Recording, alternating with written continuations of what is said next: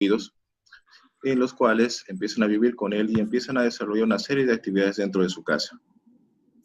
Al desarrollar estas actividades, Dederich encontró que estas personas podían mantenerse en abstinencia por periodos prolongados de tiempo. Es así que en 1958 nace Synanon, que se constituyó como la primera comunidad terapéutica para la rehabilitación de drogodependientes. Es a partir de la experiencia de Synanon que el padre O'Brien, el psiquiatra Daniel Casriel, inician un nuevo proyecto financiado ya por el Instituto de Salud Mental de Estados Unidos, que se llamaría Daytop, a partir de 1963. Y es a partir de Daytop que esta visión de comunidad terapéutica se extiende a nivel mundial.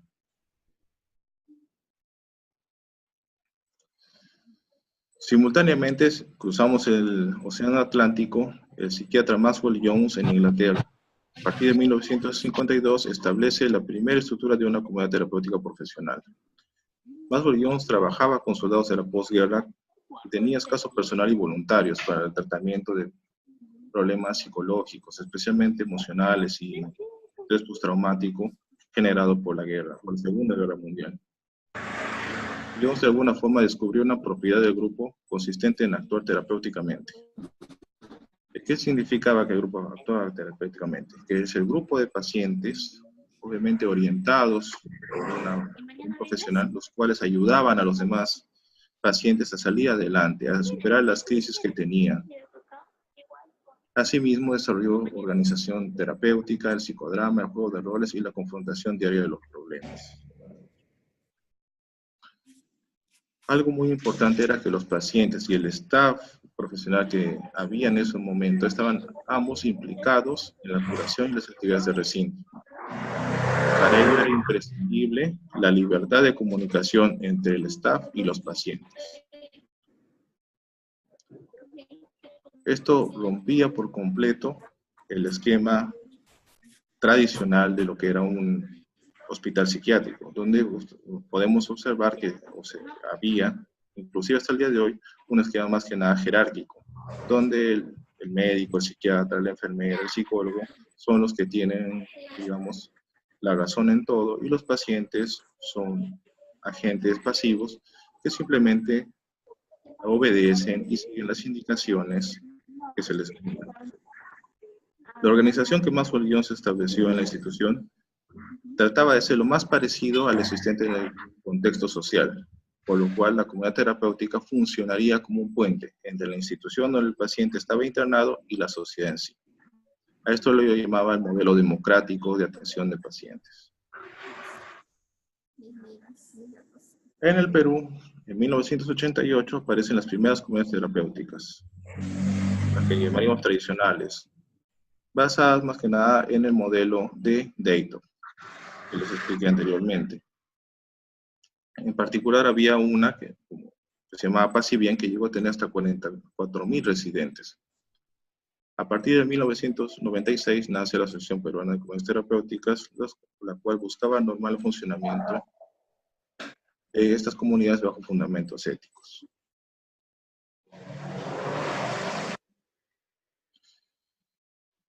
La experiencia también la tuvo el doctor Humberto Rotondo en 1963, el cual en el Hospital Emilio Valdizán, el cual se basaba más que nada en los principios de comunidad terapéutica de Maxwell Jones en Inglaterra. Y es a partir de estos eventos a los que empieza, y de 1982, el desarrollo del programa terapéutico en el Centro de Rehabilitación de Ñaño, el cual se basa principalmente en los paradigmas de aprendizaje.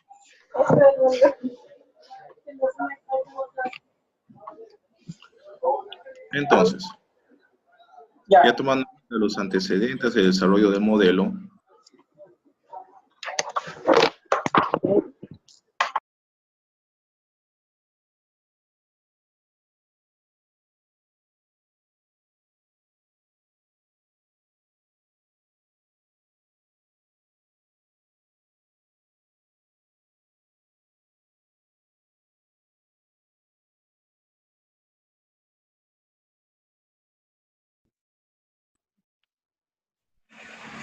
entonces, ¿cómo definimos el modelo?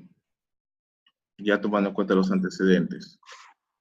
La comunidad terapéutica es una modalidad de tratamiento y rehabilitación residencial para la recuperación de un determinado perfil de personas dependientes a drogas, cuya meta es lograr el desarrollo personal por medio de una organización microsocial altamente estructurada, donde se genera presión social a cada uno de sus miembros a fin de lograr un nivel eficiente de ansiedad que mantenga la emisión de conductas deseadas.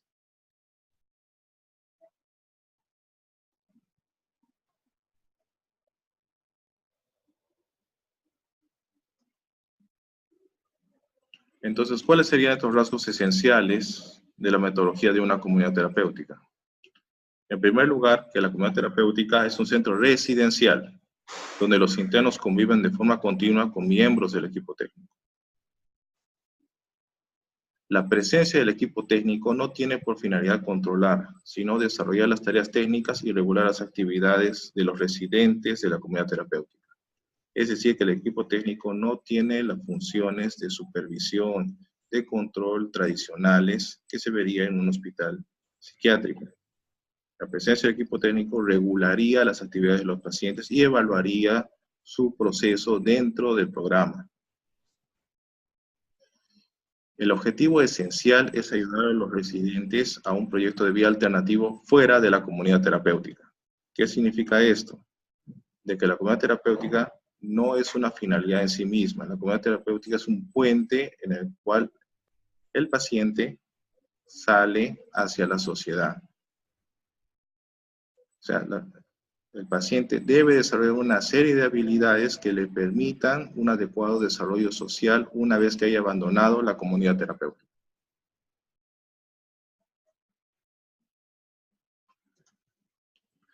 La permanencia en una comunidad terapéutica tiene una duración determinada, definida de antemano por criterios temporales o por el logro de objetivos terapéuticos, pero siempre como un límite temporal máximo.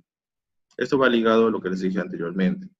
El paciente debe atravesar un programa terapéutico en el cual se van trabajando una serie de elementos. Finalmente, cuando esos elementos han sido conseguidos, es donde el paciente abandona la comunidad terapéutica e ingresa a lo que diría pues, al seguimiento, a la reinserción social. Esos objetivos terapéuticos son definidos de antemano por el equipo técnico, para que en el contexto el paciente se mueva, digamos, con un objetivo permanentemente. Y el límite temporal máximo. ¿Por qué? Porque si un paciente yo lo tengo internado mucho tiempo, el paciente va de alguna forma a tener más problemas en su reinserción social. La comunidad terapéutica se orienta hacia un perfil concreto y preestablecido de pacientes. Así, de forma selectiva, se determina un perfil según los criterios psicoterapéuticos. ¿Esto qué significa? Que los pacientes deben guardar una homogeneidad dentro de su grupo. No podemos en una comunidad terapéutica incluir diferentes tipos de pacientes que no se parezcan entre sí.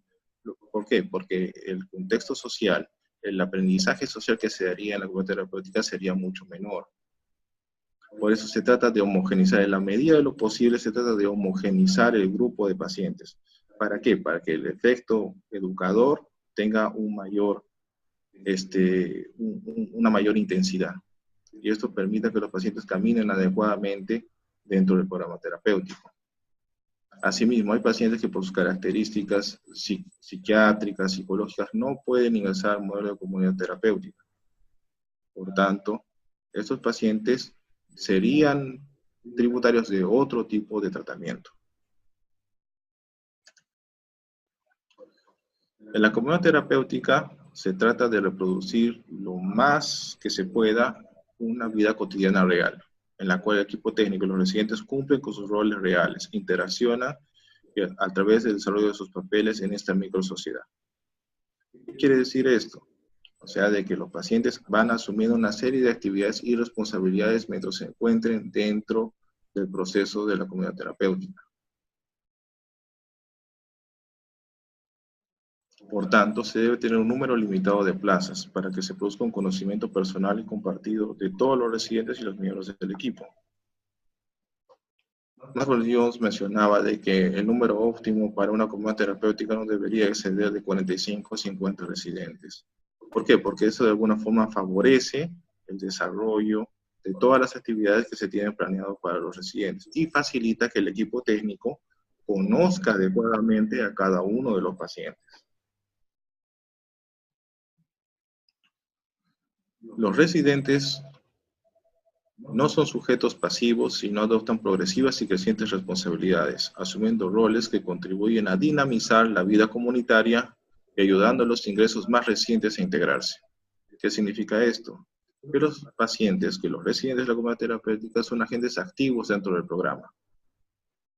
Son los que mueven de alguna forma la comunidad, realizan las actividades, asumen responsabilidades, delegaturas, cargos de operadores dentro de la comunidad para regular también a sus compañeros. Y asimismo también ejercen un potente efecto terapéutico con los demás pacientes. ¿Qué quiere decir esto? Hay pacientes que pueden estar en crisis y ellos pueden ser ayudados también de una forma adecuada por sus otros compañeros. Esto tiene un gran valor. O inclusive aquellos pacientes que están recuperados dentro de la comunidad terapéutica también pueden ayudar a aquellos pacientes que recién están ingresando a la comunidad terapéutica a adaptarse, a motivarse para continuar en el desarrollo de su programa terapéutico. Y es por esto que en este proceso se desarrolla un potente entorno de autoayuda que contribuye de una forma muy intensa al desarrollo y mejora personal. ¿Qué significa? Que todos se ayudan unos con otros. Es la fuerza que el grupo ejerce sobre un paciente para que él salga adelante y desarrolle las habilidades, los objetivos que se están planeando para mantener su vida en abstinencia. El ingreso a una comunidad terapéutica debe ser voluntario, sin usarse medidas ni estrategias de retención que atenten contra los derechos individuales. ¿Por qué? Por lo visto en el ítem anterior. Si el paciente va a ser un agente activo, que va a interaccionar con los demás pacientes, que va a ejercer un efecto terapéutico, el paciente tiene que estar motivado, tiene que estar debidamente convencido de que necesita un tratamiento para salir adelante. Si es un paciente que está siendo obligado, es un paciente que está en contra de su voluntad, no va a poder realizar esas actividades adecuadamente dentro del modelo de comunidad terapéutica. Y como si yo estoy en una sociedad que no me agrada, que no quiero estar, también voy a emitir conductas disruptivas, conductas inadecuadas que también alteren el normal funcionamiento de la comunidad. Por eso, en estos casos en los cuales no hay voluntad del paciente, se requiere un internamiento forzado, la mayoría de autores han sostenido que no debe aplicarse esta metodología de comunidad terapéutica para esos pacientes. Finalmente, el equipo técnico debe desarrollar procedimientos que facilitan el intercambio de información y la toma de decisiones terapéuticas sobre los residentes, para que toda esta complejidad no le desborde y convierta a la comunidad en un espacio caótico y poco terapéutico. ¿Qué significa esto? Que tiene que fluir la información adecuadamente, constantemente, entre todos los miembros del equipo técnico, de los pacientes hacia los miembros del equipo técnico y entre los miembros del equipo técnico. ¿Para qué? Para regular la información y evitar que los problemas vayan volviéndose más complejos y finalmente conviertan la comunidad terapéutica en un espacio desordenado.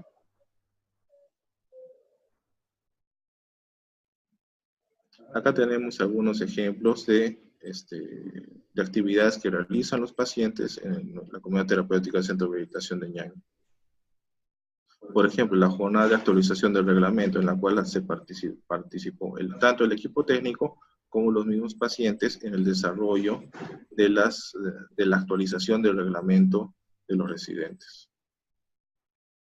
Bien, entonces, la estructura de la comunidad terapéutica, encontramos las figuras paternas, el director, el jefe, los miembros del personal, el equipo de operadores o monitores, que son los pacientes que ya tienen un desarrollo más avanzado dentro de la comunidad terapéutica, los residentes propiamente dichos, que también se pueden llamar los hermanos, y los ex-residentes. ¿Quiénes son los ex-residentes? Son aquellos residentes, son aquellos pacientes que han ya seguido su tratamiento en la comunidad terapéutica, lo han concluido y que regularmente asisten o participan en las terapias para ayudar a sus compañeros también a desenvolverse, a adaptarse en las actividades de la comunidad. Bien, acá tenemos la estructura una comparación de la estructura de las comunidades terapéuticas, como sería el centro de Ñaña. Tenemos al equipo técnico, el equipo administrativo, los operadores, que ya son los pacientes más avanzados, y se dividen los pacientes en 10 delegaturas: nutrición, logística, deportes, autogestión. Mientras tanto, tenemos otra comunidad terapéutica tradicional, ¿no?, donde se encuentra el staff de coordinación, ¿no?, y eh,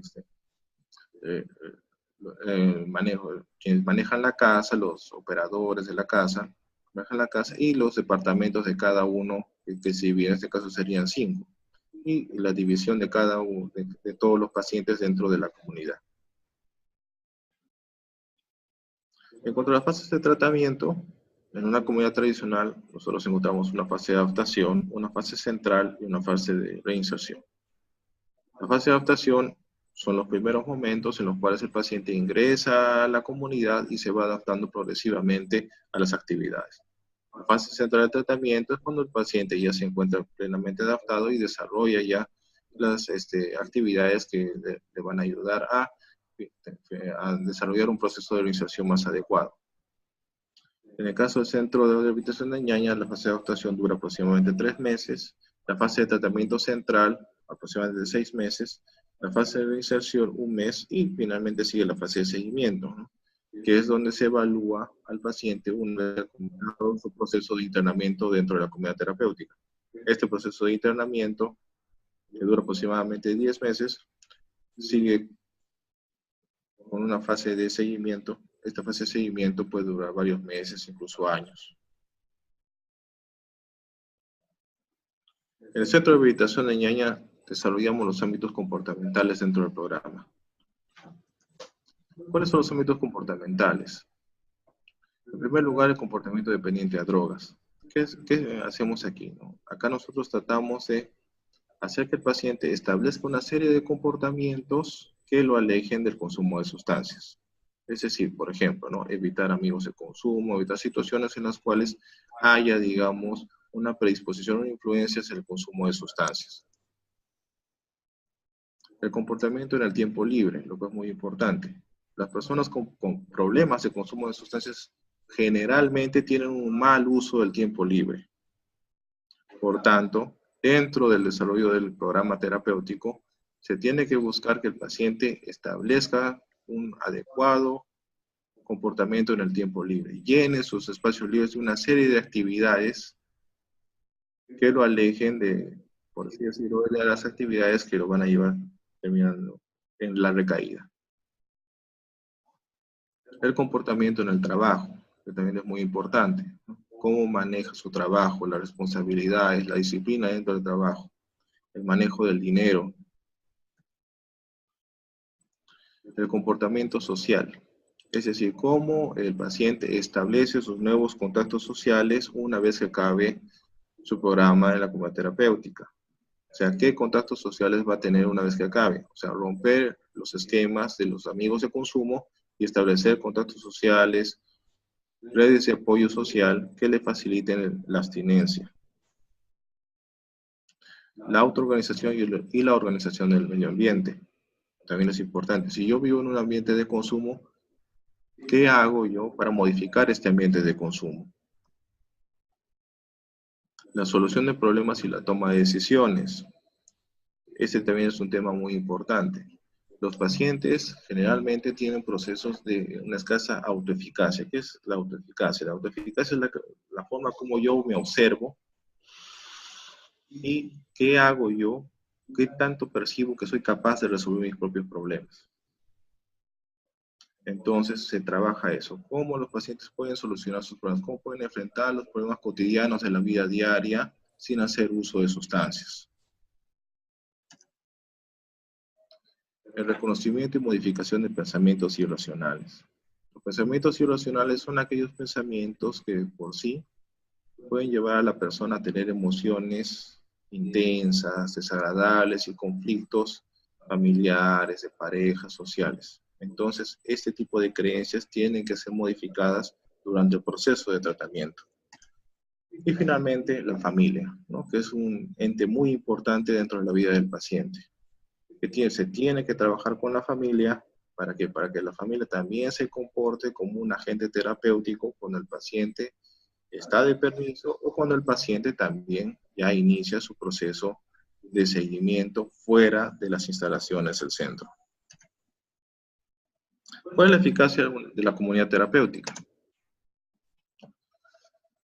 Acá estoy presentando dos estudios de León y Van der Fleischen en 2010 y 2013 respectivamente, donde el cual han encontrado que han demostrado las comunidades terapéuticas eficacia en disminuir la conducta de consumo, el comportamiento criminal y los síntomas psicopatológicos. Según Hubbard, en 2003, aquellos pacientes que permanecieron 6 meses o más tuvieron mejores resultados en disminuir el uso de cocaína, alcohol y pensamiento suicida. Acá tengo dos estudios, el de la izquierda. Son dos estudios que se realizaron dentro de las prisiones. Entonces, a los pacientes consumidores de sustancias se les aplicó dos tipos de tratamiento. En el estudio de Sachs en 2004, se encontró, por ejemplo, que aquellos que recibieron, ¿no?, el modelo de comunidad terapéutica modificada, ¿no?, luego de su, por así decirlo, de su salida de prisión, 12 meses después de su salida de prisión, el 33%, ¿no?, estuvo sin reincidir en la criminalidad y no volvió a la cárcel, a comparación del 5% de aquel, mejor dicho, el 5% fue encarcelado nuevamente de los que recibieron la comunidad terapéutica. Los que no recibieron comunidad terapéutica, recibieron tratamiento psiquiátrico tradicional, el 33% volvió a la cárcel. Lo mismo, ¿no? De cualquier actividad criminal, el 42% de los que recibieron comunidad terapéutica volvieron a tener una actividad criminal. El 67% de los que recibió un tratamiento psiquiátrico tradicional volvió a tener una actividad criminal. Finalmente, ¿no? Y la actividad criminal relacionada al uso de sustancias, solamente el 30% de los que recibieron el modelo de comunidad terapéutica volvió a tener un tipo de este tipo de conductas. Comprobó el 58% de los que recibieron un tratamiento psiquiátrico tradicional. En el estudio de la derecha, de Sullivan en 2007, también que se realizó en internos de una prisión, que sucedió 12 meses después de su salida de prisión, ¿no? Las recaídas, acá tiene que ver más que nada con la recaída, ¿no? Los que recayeron en cualquier tipo de sustancias, acá tenemos, los que recibieron comunidad terapéutica, solamente recayó el 31%. Los que recibieron el tratamiento de salud mental tradicional, el tratamiento psiquiátrico tradicional, el 56% recayó. En cuanto al uso de drogas ilegales, el 25% recae en uso de drogas ilegales, el 25% de los que recibieron comunidad terapéutica, versus el 44% que recibió el tratamiento tradicional. En cuanto al alcoholismo, el 21% recayó de los que recibieron comunidad terapéutica versus el 39% que recibió el tratamiento psiquiátrico tradicional. Un estudio de Messina del 2010 encontró que había una disminución del consumo de sustancias, metanfetaminas, heroína y cocaína, y el reencarcelamiento en mujeres que recibieron una intervención de comunidad terapéutica y un programa tipo GROW, ¿no? Un programa que enfocado en lo que es el manejo de las cuestiones emocionales y trauma en estas mujeres. Y finalmente, el estudio del doctor Rafael Navarro en 1992, que se realizó en el Centro de Rehabilitación de Ñaña, de 223 pacientes poliadictos, el 53% de estos pacientes terminó el programa en el Centro de Rehabilitación de Ñaña, y de estos 53%, el 81% de ellos se mantuvo en abstinencia de 1 a 6 años. Bien, con esto termino mi exposición. Muchas gracias.